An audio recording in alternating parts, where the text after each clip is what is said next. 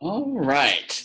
Welcome, everybody, to another episode of Achieve 10X TV. My name is Jimmy Yin. I am a licensed acupuncturist, herbalist, and nutritionist. And we are doing something special during this pandemic. We are going around interviewing local people that are helping our local community. And I'm excited to have back on the show Alicia Hoffman.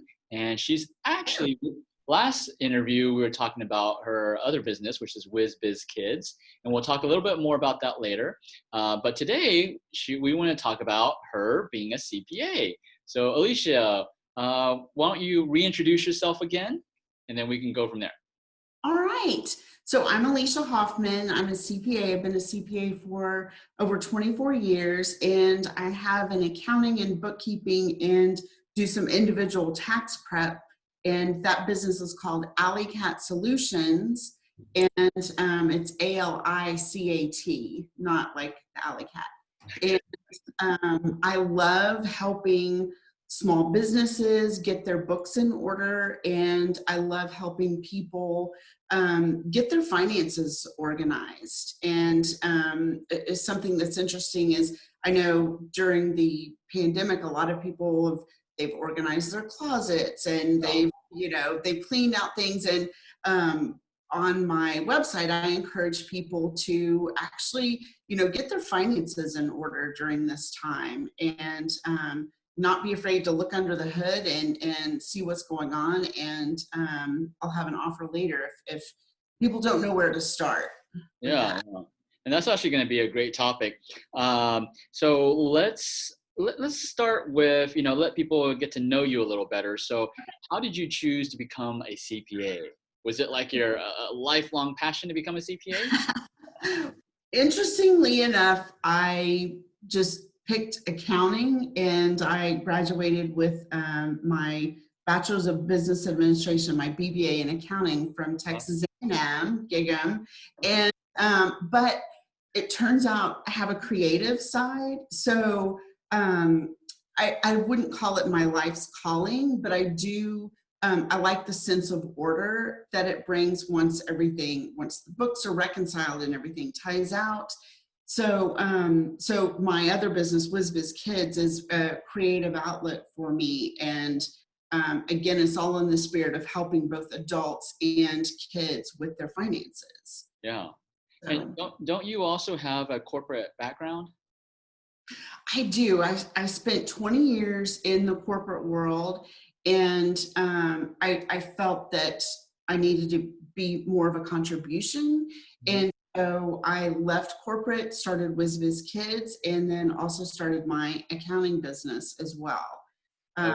So what's interesting is, they might have small business classes to address certain things, but I didn't know any of this through school. So when I hung out my shingle, it's like, okay, now I have to do my own marketing. I have to hold the vision. I had the finance piece down. A lot of people don't have that, but it was definitely trial by fire. And so that's why I'm so passionate about Whiz Biz Kids. Yeah. For the kids to learn how to run their own business and what all's involved. Oh yeah, definitely. So basically, now being from the corporate world, you have that corporate finance, corporate accounting experience. And on top of that, now you open your own business. Now you have, from a micro business perspective or an entrepreneur perspective, you have that experience also. So basically you've got these two experiences that you can help. Now you can help, the local micro business, small business, yes, mom and pops, right? Yes, and that is that's the sweet spot that I love helping people, get started. And there's easy ways to get started, even if you were like a sole proprietor, or you have like a side hustle and you just, submit a Schedule C with your individual tax return. I love helping people get on the path to start getting their finances straightened out and in order to support their business. Yeah. So do you service mostly people that are starting businesses, or people like personal finance also? So I actually do both. So I like the micro businesses, and if they're just starting out, I love helping people get started. But I also have clients who they might have had their books done previously by maybe someone else, Yeah. and what I love to do is I want to make sure that they're getting the information from their financials that will help them grow their business, not just, send them some reports. I want to know, what are they interested in? Do they want to see their financials by line of business? Say that, they might be trying to grow in a certain segment of their business, but they don't have visibility to that. So I love doing that. But then on the personal financial side, I also love helping people retire, plan for retirement, and what are their goals? What are they interested in achieving? And let's get those plans in place now to support them later on, so that their plans are already in place. Yeah. And so going back to, you mentioned people are organizing their closets, they're organizing their garage. And so one of the most important things is they should be organizing their finances, right? And Right. why is that even more important, especially during COVID right now? Because as you know, Jimmy, our economy has taken such a hit. Yeah. And I speak to this a little on my website, but if people are like me, if they're presented with something that is unfamiliar to them, it's Mhm. overwhelming, and they really don't know where to start, Yeah. they tend to put that off. And it might turn into something like a New Year's resolution or something. This will be the year that I get my finances in order. Yeah. And I was that way about my wills and estate. It's like getting all that. It's like, but as soon as I met someone that I trusted, it was like, okay, this is time to do that. So that I had always wished kind of that there was a financial check engine light for people, because if you think about it, if your check engine light goes on off in your car, Yeah. you take action immediately, and that's not gonna be a New Year's resolution, or you'll be you'll be walking, right? So you don't let that go more than a day, and you're on the phone finding out who's reputable, where do I go, things like that. So I'd always kind of wished that there was a financial check engine light, and I want to encourage people to take this opportunity during COVID, um, not to be afraid to look at their finances, but to take this as an opportunity to get their finances straightened out. Yeah. So what could be that check engine light? Well, if they struggle to pull their information together in a format that they provide to their tax CPA, or if they're on Excel, if they don't have their books set up, that would be something that would be one indicator. Another indicator would be if they don't really know what they have, and they don't know how they're going to retire. If you think about an engine, people have plans and goals. And if you're wanting to go across country and you're starting off in California, you think you're going to get to the East Coast, but what your financial engine can only get you to, barely Nevada. You can't Yeah. even get to Vegas. So you need to, you need to know what you're operating with. And again, a lot of times it's overwhelming to people, and they don't know where to start. And so I'm here to help them, and others are here to help as well. Okay. So you sit with them and just kind of break it down and help explain it to them so they understand their own finances? Yes. So in a 30-minute session, I send them, if they're interested, I send them a form to kind of, okay, where are we starting from? What's our starting point? And then we get laser focused on what is your goal and how can we get there, and let's create a plan.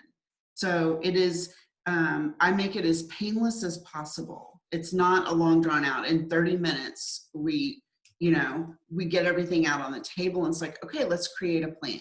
Yeah. Okay, cool. That's very good. And so what if, you're saying some people may not have their books, and they may not have any books. And maybe Right. they're like, okay, I watched this interview. It's motivated me to get my, to organize my finances. And let's say they don't, I mean, some people use Excel, right? But what if Yeah, people, I love Excel. yeah, what if people don't know how to use Excel? What are some softwares, like some intro softwares that people can use to get started? So QuickBooks is, I don't want to sound like a commercial for QuickBooks, but it's just tried and true and trusted. And they have a very simple, very inexpensive program called QuickBooks Self-Employed. I think it's like $7 or $10 a month. And essentially what that does is it allows someone to link into their banking institutions or credit cards, Huh? and all that information ports in. So there's no data entry. And then once it gets in, it's kind of in this queue, this holding pool, and you get to go assign whether that was a personal expense, personal income, or business income. And once you assign everything, it produces a P&L, and then it also reminds you and tells you this will be your quarterly tax amount. If you're not a W-2 wage earner, then you are not having taxes withheld and you must file your taxes quarterly. And QuickBooks Self-Employed is a great starting platform to get your books in order and get off of Excel. Okay, good. Yeah, that sounds pretty easy. So a couple of things from that. So then you can take, if you have that QuickBooks Self-Employed, then your CPA, like someone like you, can take that information and organize it or plan with it a lot better, Yes, right? yes, exactly, exactly. And so if that's the case, based on what you just said of that software, would you encourage people to basically, when they're buying something, to use their credit card more instead of writing a check or using cash? Yes, for bookkeeping, cash and checks Yeah. are tricky. Cash, especially because you might not remember if you're getting caught up and you're starting from, Here? January of this past year or last year, Yeah. you're not going to remember what was that $250 for. Checks are a little tricky because you have to go into your banking institution more than likely and see who you wrote the check to. Yeah. So credit cards are good for record keeping, Yeah. but again, you have to develop the discipline to pay those off. And Yeah. so you don't want to, definitely have a business credit card where you only put business expenses. Yeah. And, it's recommended to have a business bank account as well. So you keep everything separate, and then you don't end up using your business credit card for more than just for your personal expenses. Yeah. So, I mean, that's what I try to do, is use my credit card because of that. Like you said, you get a statement. I mean, they're not always accurate. I would say they're probably 90% accurate. But Right. still, there's a statement and just like you said, it can automatically link with your QuickBooks, so you don't Right. have to enter every single charge, right? Yes, Yeah, that saves a lot of time. it And I think does. It that's the definitely. frustration probably, or the fear, or the why people don't want to look at their finances, is they don't want to have to enter all that stuff. Yes, it can definitely be seen as a time sink, right? It's like, Uh, oh my gosh, I'm going to have to spend a day or 3 days, but Yeah. it's really not that tricky, and it can be set up super quick. Okay. So, what are so I know you said you help with bookkeeping, you help Right. with planning of, like, the will and stuff. What other services do you offer? I don't plan wills. I Oh, have okay. a estate planning attorney that I work with that I'm happy to recommend. But I work with retirement planning, or Retirement. Yeah. or just college planning, things like that. What are your goals? Okay. Okay. So now, what are some things that, let's say, you know, right now, COVID, and someone is, some people have to rethink their business, or rethink the way they run their business. and Right. they need to start another business. So what are some important things they need to think about from an accounting standpoint of when they're starting a new business? That's a good question. So they need to think about, like, will they be able to fulfill their customers' needs in this new era, and will they have the working capital to support that? And once businesses start up, as you know, you have to have some working capital to kind of keep the engine going until you develop your customer base. Yeah. And right now, I know that there are some resources available depending upon kind of what business you have. And maybe it's, does my business reopen? Mhm. Um, I know when we have a summer camp and we went through this checklist, okay, do we open or do we not open? And I polled the parents, and the customer base is huge. If you have access to survey or poll your customers, your future customers, and see if they would be interested, you want to have as much of that data as possible before you go to the trouble to set up your business. And find out, okay, it's not gonna work right now. Okay. But definitely get your book set up from the get-go. I will make that plug for sure. And what would you, let's say they do that, they did the poll, there is Mhm. some interest, and they want to set up a business. So would you recommend, because you talked about two things, you talk about sole proprietor, you talk about, like for me, I'm an S Corp. So Right. what would you recommend someone starting off with? Can you explain the difference, the pros and cons? Yes, absolutely. So a sole proprietor is probably the least expensive to get started. You can start with your social security number, Okay. and just have payments made out to you, basically.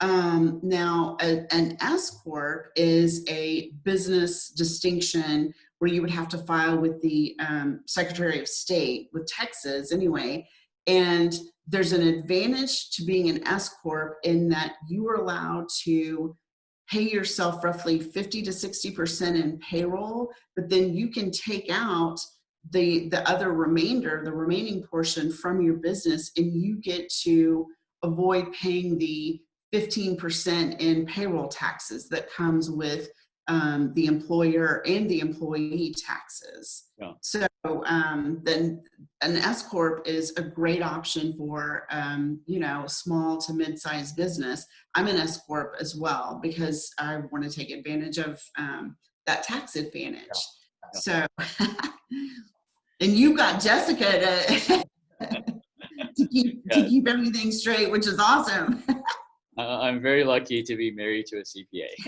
right? Yes, So as a sole proprietor, then they would not be able to take advantage. So that 50% that they would save being an S corp, that really 100%. You're saying 100% of their compensation will be that tax at the 15%. right, right. It's not payroll taxes, but it's like a self-employment. Self-employment, yes. Yes, yeah. But it's the easiest because it's just a Schedule C that goes along with their 1040 at the end of the year. With when you get into the S corp world, you have to file but you have to file taxes for your business. And Yeah. typically it's like about a month lead time because you have to know that number so you can pull that into your personal tax return. I'm getting all taxy up here. Sorry. So it sounds like, the sole proprietor, it's easier to set up, less paperwork, less hassle, but less Great way to fees. start. Yes. And then the S corp, there's more benefits, but it takes more work and it takes more fees and etc. So Right. and also let's talk about protection, right? So Right. as a sole proprietor, if something happens to your business, how is that different from if you were an S corp versus an S corp versus a sole proprietor? Can you talk a little bit about that?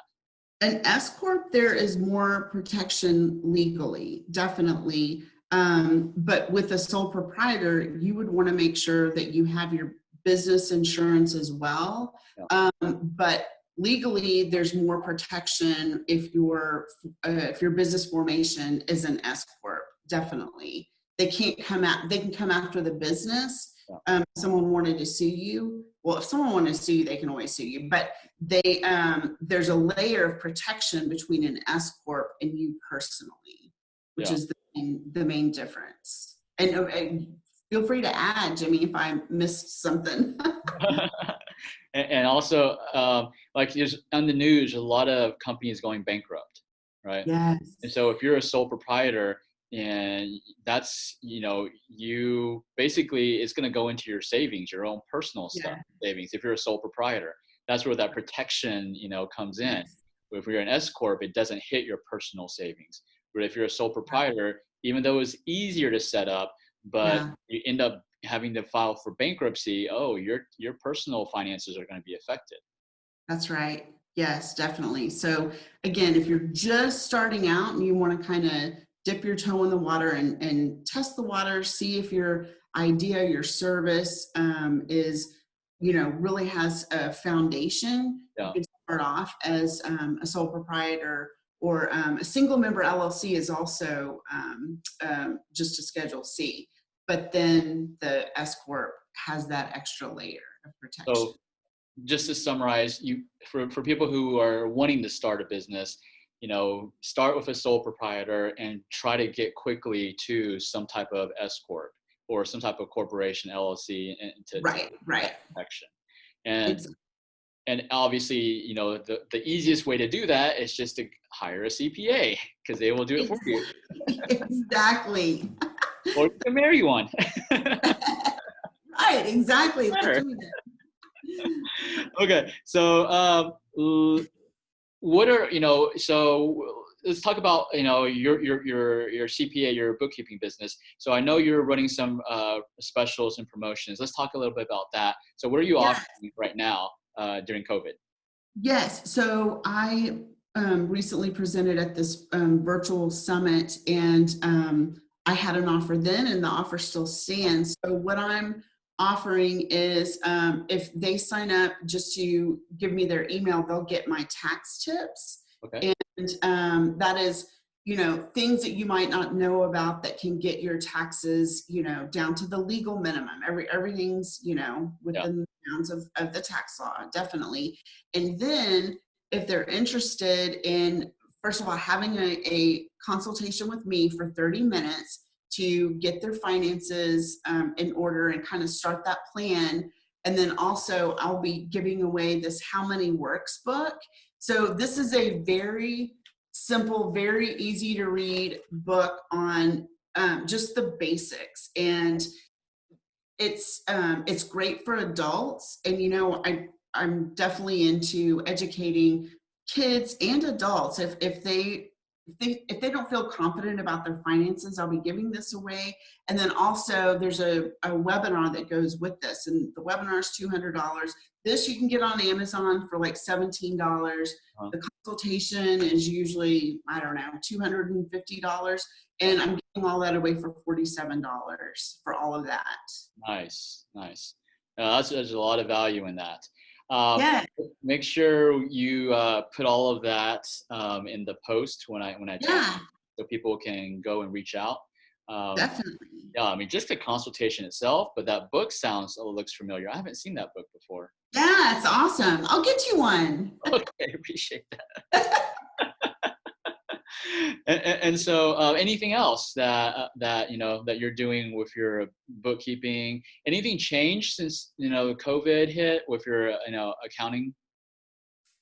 Well, when COVID hit, it was trying to understand the CARES Act, because I really, I support my clients by just being in lockstep with them. And, the virus happened so fast, the economy was shut down very quickly, and the government gave, some stimulus guidance, and they provided some stimulus, but there were questions like, what's allowed? How do I qualify? There was the EIDL, Yeah. and then there was a PPP. Yeah. And how do you make sure, what do you qualify for? Which piece is forgivable? So I was just in research mode, really understanding what's available so I can advise my clients. And now they're actually starting to receive the stimulus funding. So then it's a matter of, okay, how do I account for that appropriately on their books? Okay. And so you help people set that up so that they can get that PPP forgiven. Right, right. Now, I don't know that any banks are taking the PPP loans anymore. I'm not sure. But I know that there were two stimulus acts. The 2.2 trillion just went like that. And then they added, I think, another 320 million. Yeah. So, there's talk of a second stimulus, but I don't know how that's going to play out yet. But definitely, if people, if they've received funding and they don't know how to account for it, definitely reach out to me. Okay, nice. Yeah, actually, the bank. So yesterday, I was interviewing the president of Prosperity Bank, Kevin Oh, Pastor. And so they processed 90 something, I think 96 PPP loans, and I mhm. think like 90, it was a high percentage, 93, 94 got approved. And so Yes. they are still, so they are still open and accepting. So if some, Awesome. Thank yeah, you. Okay. someone needs, if any of your clients need to, haven't applied, they need to do it ASAP because Yeah. the money does run out. And so Right. he also mentioned yesterday, yeah. So I got the bank perspective and the bank information about the PPP. And so Nice. he also mentioned you need, the bank, and also you need your CPA. These two Yes. are your two main sources for the SBA loans, whether it's the EIDL or the PPP. You need to have these two professionals. If you don't have one, you definitely need to get it, because don't try to navigate this by yourself. There's a lot of laws and languages that, it's, for us commoners, we're not going to understand. Exactly. And especially with the PPP, you want to make sure that what you spend those funds on are forgivable. And there's Yeah. a couple of different layers to that.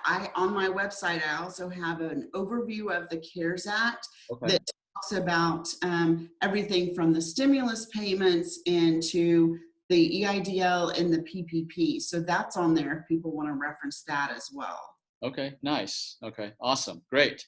So, what one last thing before we call it.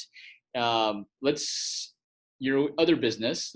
We briefly interviewed last time, but let's go over it because you're about to start two camps. So your Whiz Biz Kids. So what's going on this summer? Whiz Biz Kids. So we are actually going to be putting on two camps, and we poll the parents because I'm very in tune with the parents, and I want to make sure that they're comfortable. Yeah. And so we've addressed it on our website, and we're going to be taking extra safety precautions. And we will see. We've got one and on July 6th and one in July 20th, and this is at Balcones Country Club in Northwest Austin off of 183. And Balcones Country Club, they're taking precautions. As a camp, we're going to be taking precautions. We're going to have drive up and drive through, drop off and pick up in the afternoons, and temperatures taken, and we will see. And maybe parents might not be comfortable, I don't know, but I still want to offer it and Yeah. see if people are interested. Yeah. So So yeah, because you can't limit the financial literacy to yourself. You gotta, pay it forward. You gotta teach your kids, because right. if you weren't taught as a kid, guess what? Then you're in the state that you're You in weren't right now. taught as a kid, then you need this. Exactly, exactly. So Alicia's got actually two programs for you. One for you, the adult, to get Yes. cat solutions. That's for the adults. Yeah. And then for your kids, if you got kids, she's got, Whiz Biz Kids to help, educate your kids on financial literacy, which is vitally important. Uh, Yes. so yeah, your Especially whole family. in modern economy. the economy has changed. So it's definitely, I mean, not just because of COVID, Yeah. but we live in a gig economy now, and people are doing side hustles. And how how do you manage a business? How do you start a business? Yes, it's vital for kids. Yeah. And the entrepreneur, I won't just say financial literacy, but WizBiz Kids teaches that entrepreneur mindset, which is, I think, That's right. vitally important, because how you Yes, think will determine what you do, and if you succeed. And so that's that's right. the hardest thing to change in anybody, is the way we think. And if we can change Right. that, we can do anything. Right. Yeah. Yeah. Well, Alicia, again, thank you for your time, and make sure you put all the links below for both AliCat Solutions and WizBiz Kids for the kids.